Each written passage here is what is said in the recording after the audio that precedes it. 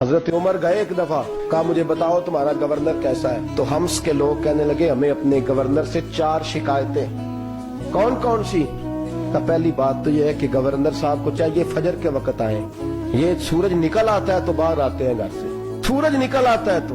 دوسری شکایت یہ ہے کہ دن کو ملتے ہیں رات کو نہیں ملتے۔ تیسری شکایت یہ ہے کہ مہینے میں ایک دن ملتے ہی نہیں گورنر صاحب۔ چوتھی شکایت ہے کہ روتے ہیں، کبھی کبھی اتنا روتے ہیں کہ بے ہوش ہو جاتے ہیں۔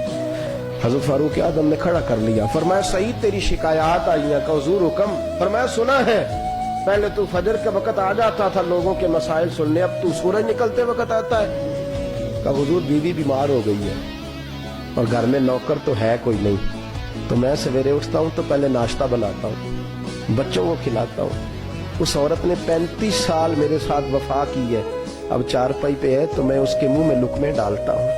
کہا اسے کھانا کھلا کے جب وہ دعا دیتی ہے تو پھر نکلتا ہوں۔ تو کہا سنا ہے تو ہفتے میں ایک دن ملتا ہی نہیں، مہینے میں۔ کہنے لگے حضرت جی جب مدینے سے آیا تھا تو ایک کرتا اور ایک تامت ساتھ لایا تھا، مجھے آج 2.5 سال ہو گئے ہیں، میں نیا لباس نہیں خرید پایا۔ میں نے عرض کی میں اس دھرتی پہ بسنے والے لوگوں کی داستان سنا رہا ہوں۔ کہا میں اپنی تامت دھو کر خشک ہونے کو ڈال دیتا ہوں، اسے آدھا دن لگ جاتا ہے، خشک ہوتی ہے تو تامت پہن کے قمیض دھو لیتا ہوں اور پھر قمیض ڈال دیتا ہوں۔ حضرت جی سارا دن بیت جاتا ہے تو باہر نہیں آ پاتا۔ حضرت عمر فاروق کی گردن جھک گئی، کا سنا ہے تو رات کو ملتا ہی نہیں۔ یہ لفظ کہے تو حضرت سعید بن عمر کہنے لگے یہ میرا راز تھا، آپ میرے امیر نہ ہوتے تو کبھی فاش نہ کرتا۔ دن میں نے بندوں کے لیے رکھا ہے، رات اپنے رب کے لیے رکھی ہوئی ہے۔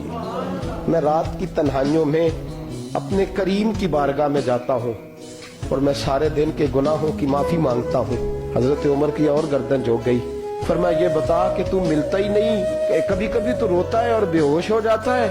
حضرت جی 40 سال کی عمر میں کلمہ پڑھا ہے، جب 40 سال کے پچھلے گناہ یاد آتے ہیں تو کب پھر میں ضبط نہیں کر پاتا وہ خطائیں، وہ پاپ، وہ جرم، وہ خطائیں۔ جب سوچتا ہوں نا کہ رب کھڑا کر کے پوچھے گا بتا یہ جرم کیوں کیا، تو وہ احساس مجھے پریشان کر دیتا ہے۔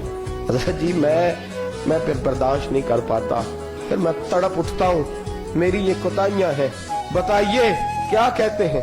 حضرت فاروق اعظم نے گردن اٹھائی تو آنکھوں میں آنسو تھے، کہنے لگے یا اللہ مجھے اس جیسے کچھ اور گورنر بھی عطا فرما۔